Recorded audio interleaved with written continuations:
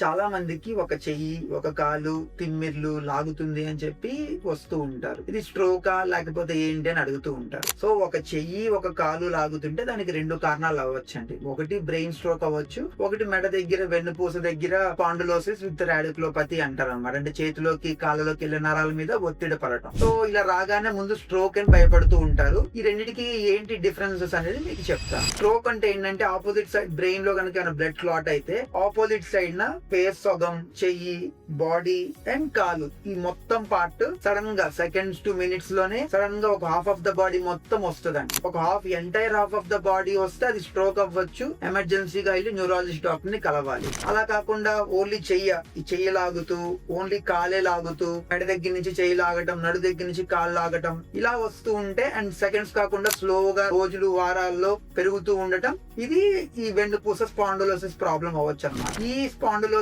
ఈ రాడిక్యులోపతిలో ఫేస్ మీద సగం కానీ బాడీ మీద కానీ రాదు. ఓన్లీ హ్యాండ్, లెగ్ మాత్రమే వస్తుంటది. ఈ డిఫరెన్స్ అనేది తెలుసుకోవడం చాలా ఇంపార్టెంట్. Thank you.